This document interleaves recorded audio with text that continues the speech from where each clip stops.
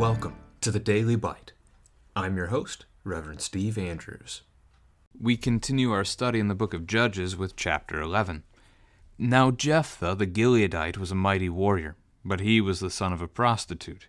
Gilead was the father of Jephthah, and Gilead's wife also bore him sons. And when his wife's sons grew up, they drove Jephthah out and said to him, "You shall not have an inheritance in our father's house, for you are the son of another woman." Then Jephthah fled from his brothers and lived in the land of Tob, and worthless fellows collected around Jephthah and went out with him. After a time the Ammonites made war against Israel. And when the Ammonites made war against Israel, the elders of Gilead went to bring Jephthah from the land of Tob. And they said to Jephthah, "Come, and be our leader, that we may fight against the Ammonites." But Jephthah said to the elders of Gilead, "Did you not hate me, and drive me out of my father's house? Why have you come to me now, when you are in distress?" And the elders of Gilead said to Jephthah, "That is why we have turned to you now, that you may go with us and fight against the Ammonites, and be our head over all the inhabitants of Gilead." Jephthah said to the elders of Gilead, "If you bring me home again to fight against the Ammonites, and Yahweh gives them over to me, I will be your head." And the elders of Gilead said to Jephthah, "Yahweh will be witness between us, if we do not do as you say." So Jephthah went with the elders of Gilead, and the people made him head and leader over them. And Jephthah spoke all his words before Yahweh at Mizpah. Then Jephthah sent messengers to the king of the Ammonites and said, "What do you have against me, that you have come to me to fight against my land?" And the king of the Ammonites answered the messengers of Jephthah, "Because Israel, on coming up from Egypt, took away my land, from the Arnon to the Jabbok and to the Jordan. Now therefore restore it peaceably." Jephthah again sent messengers to the king of the Ammonites and said to him, "Thus says Jephthah, Israel did not take away the land of Moab, or the land of the Ammonites, but when they came up from Egypt, Israel went through the wilderness to the Red Sea and came to Kadesh. Israel then sent messengers to the king of Edom, saying, Please let us pass through your land. But the king of Edom would not listen, and they sent also to the king of Moab, but he would not consent. So Israel remained at Kadesh. Then they journeyed through the wilderness and went around the land of Edom and the land of Moab, and arrived on the east side of the land of Moab, and camped on the other side of the Arnon. But they did not enter the territory of Moab, for the Arnon was the boundary of Moab. Israel then sent messengers to Sihon, king of the Amorites, king of Heshbon, and Israel said to him, "Please let us pass through your land to our country." But Sihon did not trust Israel to pass through his territory, so Sihon gathered all his people together and encamped at Jahaz and fought with Israel. And Yahweh the God of Israel gave Sihon and all his people into the hand of Israel, and they defeated them. So Israel took possession of all the land of the Amorites who inhabited that country, and they took possession of all the territory of the Amorites, from the Arnon to the Jabbok, and from the wilderness to the Jordan. So then Yahweh the God of Israel dispossessed the Amorites from before his people Israel. And are you to take possession of them?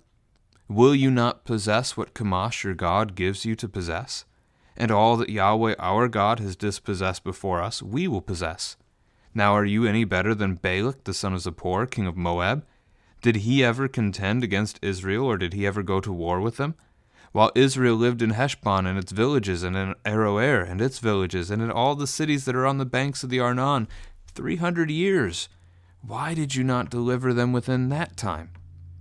I therefore have not sinned against you, and you do me wrong by making war on me. Yahweh, the judge, decide this day between the people of Israel and the people of Ammon." But the king of the Ammonites did not listen to the words of Jephthah that he sent to him. Then the Spirit of Yahweh was upon Jephthah, and he passed through Gilead and Manasseh, and passed on to Mizpah of Gilead, and from Mizpah of Gilead he passed on to the Ammonites. And Jephthah made a vow to Yahweh and said, "If you will give the Ammonites into my hand, then whatever comes out from the doors of my house to meet me when I return in peace from the Ammonites shall be Yahweh's, and I will offer it up for a burnt offering." So Jephthah crossed over to the Ammonites to fight against them, and Yahweh gave them into his hand, and he struck them from Aroer to the neighborhood of Minnith, 20 cities, and as far as Abel Keramim, with a great blow. So the Ammonites were subdued before the people of Israel. Then Jephthah came to his home at Mizpah, and behold, his daughter came out to meet him with tambourines and with dances. She was his only child. Besides her he had neither son nor daughter. And as soon as he saw her, he tore his clothes and said, Alas, my daughter, you have brought me very low, and you have become the cause of great trouble to me. For I have opened my mouth to Yahweh, and I cannot take back my vow. And she said to him, My father, you have opened your mouth to Yahweh. Do to me according to what has gone out of your mouth, now that Yahweh has avenged you on your enemies, on the Ammonites. So she said to her father, Let this thing be done for me. Leave me alone 2 months, that I may go up and down on the mountains and weep for my virginity, I and my companions. So he said, Go. Then he sent her away for 2 months, and she departed, she and her companions, and wept for her virginity on the mountains. And at the end of 2 months she returned to her father, who did with her according to his vow that he had made. She had never known a man, and it became a custom in Israel that the daughters of Israel went year by year to lament the daughter of Jephthah, the Gileadite, 4 days in the year. This is the word of the Lord. Obviously, having just read that, most people's minds are going to be on the end of the text, but let's cover the beginning first. So Jephthah is going to be the 8th judge over the people of Israel. This is again the 6th cycle of sin, oppression, deliverance, peace. And Jephthah is that judge. So we learn that he's a mighty warrior. He's also the son of a prostitute. And it almost sounds like he is perhaps even the firstborn son of Gilead, his father, who had him with a prostitute, but then sons also by a wife. And the sons by the regular wife have suggested that Jephthah should not inherit with them, right? He's not from mother. He's a disgrace. He's a shame to us. That's the kind of picture they have in mind. So they drive him away. They get rid of him. They cast him out. Much like Sarah, wife of Abraham, wanted Hagar and Ishmael to be driven out from before them so that Ishmael would not inherit together with Isaac. So Jephthah leaves. He leaves from Gilead. He goes to the north. The land of Tob is north of Gilead, east of Bashan. It's a volcanic area, and we see gathering around him worthless fellows. That same phrase was used of Abimelech in chapter 9, although he had hired them. Jephthah just seems to have fallen in with them and perhaps even become a leader among them because they collected around him, right? But this has been a bit of a rewind, a recap of where Jephthah is coming from. We return to where we were at the end of chapter 10 yesterday, and that is that the Ammonites are now making war against Israel. And the Gileadites had been asking among themselves, who is the man who will begin to fight against the Ammonites? And here's their answer. They select this mighty man to go and fight for them. They know his war skill, they know his strength, and they want him because of it. And he rightly calls them out. Did you not hate me and drive me out? Why have you come to me now when you're in distress? It's a fair question, right? Their answer to him isn't really much of an answer other than just pointing to how strong he is. They're just pointing to that they know he's a mighty warrior, and that's what they need. They don't seem to have any repentance there of how they have treated him in the past, but they're willing to, how honorable of them, right? They're willing to look past what they did wrong to him and make him their leader. You might even say their king at this point.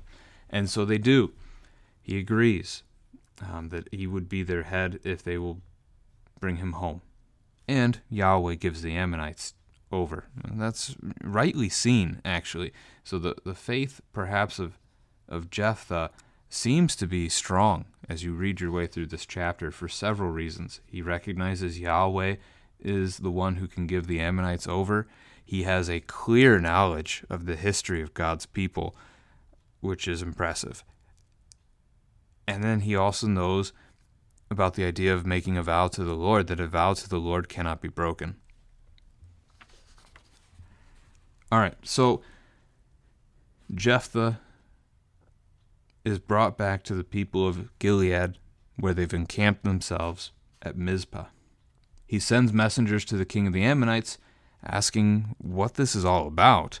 So almost seeking peace here to start, perhaps.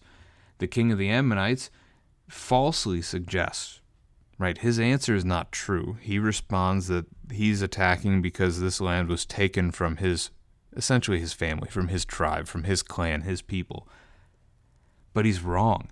So he says they took away my land from the Arnon to the Jabbok to the Jordan, therefore restore it peaceably. When you look at a map, and this is good to do for understanding where this is, many of you might have the Salt Sea, the Jordan River, and then the Sea of Kinnereth, or the Sea of Galilee at the northern edge of the Jordan River. You might have that picture in mind. But if you do, look off to the right side of it, right? We're looking on the east side. About halfway up the Salt Sea, there's a river that comes off of it, and that's the Arnon River. And then as you go up the Jordan River, it's not quite halfway up the Jordan River that you'll find a river coming off of it called the Jabbok. Those are the two rivers that he mentions. Basically, that territory in between them, he thought was his, they took it. He wants it back. It never belonged to him, or at least, I don't know that for sure. I can tell you, they didn't take it from him. They took it from an entirely different people group, which were the Amorites. And that's how Jephthah will ultimately respond to this, right? He's going to send messengers again, and he's going to break down their history. You can pick up on this in the middle of the book of Numbers and just kind of walk through, really up until Numbers 21 or so is where you're going to get the actual fighting with the Amorites that happens there. But even going through Numbers 24, the whole situation with Balak, king of Moab, that's context for this. And again, it's impressive for Jephthah, who's been cast out from among God's people. It's impressive that he knows this, that this history is ingrained in him anyway. So the basic story, again, looking at a map is helpful, is they came out of Egypt, they came through the Sinai Peninsula to the east, and then they're going to travel north. But the Lord did not want to take them straight into the Promised Land, because that would require going through the land of the Philistines, and he knew that they would be terrified of the Philistines and that they would not go if he took them that way. So he was going to take them around to the south. That was Edom, which is Esau's people. So Jacob, Israel, Jacob's brother, Esau, it's his people. They're like close to family. They should have allowed them through safe passage, but they don't. They refuse it. So God takes them down even further south around Edom, and as they come up the eastern side, then they are not quite attacked. I mean, Balak tries to curse them. That's the king of Moab in chapters 22 to 24. But before even that, you get the battles against the kings of the Amorites, Sihon and Og, in Numbers chapter 21, and God gives them victory against those two Amorite kings, and so they possess this land. That's actually further north than Moab is. And so what's in between the Arnon River and the Jabbok River, God has given to his people. So his history here seems to be good and right, and he notes that Yahweh gave them that land. Then he points to the Ammonite king, who he's talking to, and says, basically, will you not possess what Chemosh, your God, gives to you to possess? That's either a challenge or it's a genuine belief for Jephthah. Again, his faith has seemed strong here, which leads me to believe that he's looking at it as a challenge, right? Whatever your God gives you, that's yours. Our God gave us this. But he could be speaking that from a polytheistic, many gods kind of a worldview, which again, having been cast out of Israel, would be understandable if he might have had such a worldview. So it's hard to say for sure how he actually views Chemosh as real or fake, but we know Chemosh certainly not real. Now, ultimately, Jephthah's going to sacrifice his daughter. Child sacrifice, not part of Yahweh's people. Yahweh has forbidden it of his people. It is something that the pagan religion of Chemosh, however, does. Chemosh and Molech are two false gods in that region that were known for child sacrifices being a part of that pagan faith. So, again, what do we know? It's hard to say about Jephthah's faith here. Now, verse 26, he challenges the king of Ammon, right, the Ammonite king. It's been this way for 300 years. Why now? Also a fair question. He's good at asking fair questions. 1406 BC is when they came to the Promised Land. They've been there ever since. It's 1071 BC, roughly, right now. It's been over 300 years. Why now? Jephthah rightly says, I have not sinned against you. You are the one doing wrong by making war on me. Then he calls on Yahweh to judge between them. But the Ammonite king doesn't listen. So verse 29, God is with him. He's going to go to battle against the Ammonites. He's going to win. But before he does, he makes a vow. Matthew chapter 5, verses 33 to 37, Jesus teaches the Christian, he teaches us not to make vows, that it is anything more than letting your yes be yes or your no be no. Anything more than that comes from the devil, from the evil one. So we don't make vows, Christians, today. No vowing, no oathing, if that's a verb, whatever. We don't do it because Christ has told us not to. There's a lot in that. That's not the point here. The point here is, though, that in the Old Testament, when you made a vow to the Lord, you had to keep it. That's true. Numbers chapter 30, verse 2, if a man vows a vow to Yahweh or swears an oath to bind himself by a pledge, he shall not break his word. He shall do according to all that proceeds out of his mouth. This is what Jephthah has done. Now, many would ask, why this? Why did he vow this? Couldn't he have expected that it would have been his daughter that came out the door of his house to meet him? This is where I want to have you have a family conversation today. I know it's a difficult spot for a family conversation, but Kenneth Bailey, he's no longer in the world with us, but a Christian brother who is prayerfully, in paradise with the Lord, spent a lot of his lifetime doing work in the Middle East, studying cultures over there, and learning about archaeology and the history of the Christian church as well. And if you just Google Kenneth Bailey nativity, just search that phrase, you'll find several immediate links at the top that are helpful on this topic. Essentially, Kenneth Bailey has shown us from his study that the layout of the home, I'll just put it shortly, you can do a lot of digging into this yourself, but the layout of what an ancient home in Israel would have looked like is basically only got 2 rooms in it. And in that first room, when you first come in the home through the door, you're on basically like a dirt floor level. And in that spot, families actually kept their animals. They would bring livestock into their home overnight for a couple of reasons. One, to heat the home, right? Body heat produces that warmth in the home, and that's good in the colder nights. But also to prevent theft. It's a lot harder to steal your sheep if it's in your house than it is if it's outside in the middle of the night. So you then had a couple of steps that would lead up to a raised platform for the rest of the room, which served as your family room or your living room. That's where your family would sleep at night together. And on the edge of that platform over by the animals, then you'd carved into the floor a manger or 2, right? A feeding trough or 2, so that in the middle of the night, when your animal is hungry, it doesn't wake you up. I'm sure many of you have experienced that, even with dogs and cats, that they wake you up in the middle of the night because they want to be fed and you're not on their schedule well enough.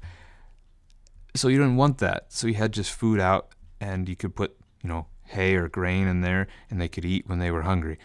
It's a raised platform so that if they rolled over in the middle of the night or they're wandering around, you didn't have to worry about them rolling on top of you or harming your family.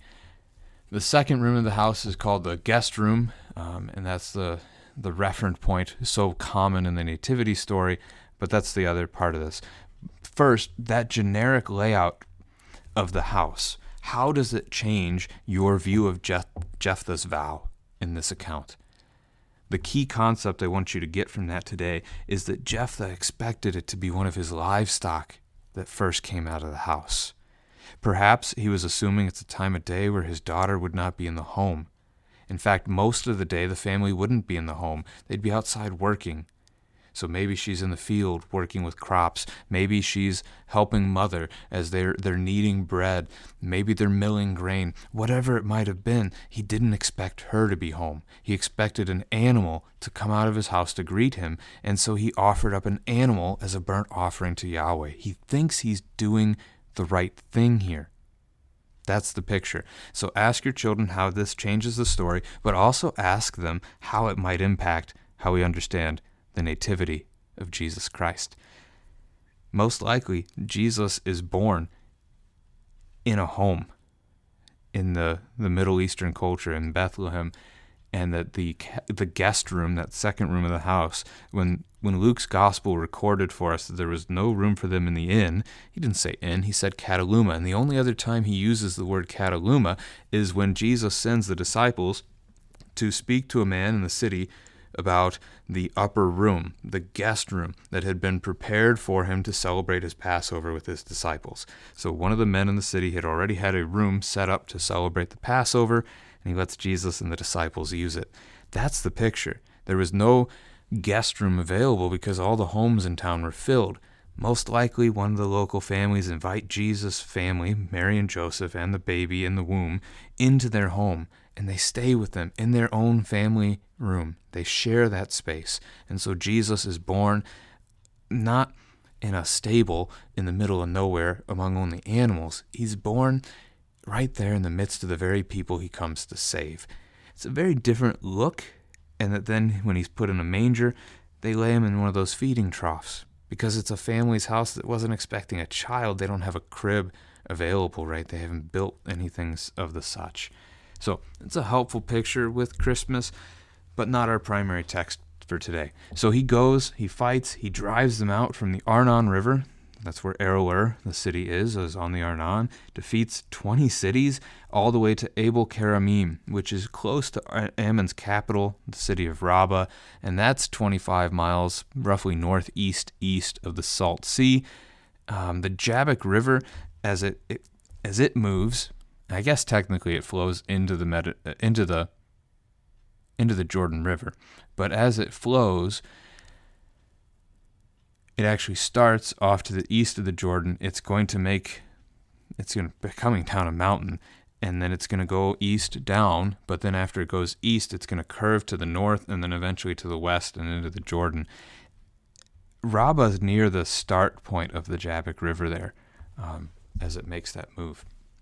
Now, Jephthah comes home. It's his daughter that comes out to greet him, and he is instantly regretting his vow. He knows that he's going to sacrifice his daughter at this point. Couple of thoughts on that very quickly. First, strong faith from the daughter to be able to say, whatever you've told Yahweh, that's what you have to do. She does not put herself first. She doesn't put her own interests first, her own life first. There's good in that to be noticed. Second, vows are not good, we've said from Jesus in the New Testament, but nor is keeping a vow that would have you sin against the Lord. Killing his daughter as a sacrifice is a sin. It is not pleasing in the sight of God. He should not have done this thing. Difficult conversation, certainly. What to do? Speak to a prophet. Speak to a priest. Have them pray to the Lord. Or you're a judge. Pray to God yourself. What should I do? I made a vow, and the outcome would not be good in your sight, O Lord. What should I do? How can I fulfill my vow to you? That doesn't happen. Instead, he offers up his daughter. But what he does instead, immediately, is he allows his daughter to go into the woods for 2 months. Into the mountains. That was wrong. If you have dedicated something to the Lord, you don't hesitate. That should have been done immediately. Now, again, it shouldn't have been done at all. She mourns for her virginity there, which is a reference to the fact that she never got to have a family or children. So, a bad vow, he shouldn't have kept it, but he did.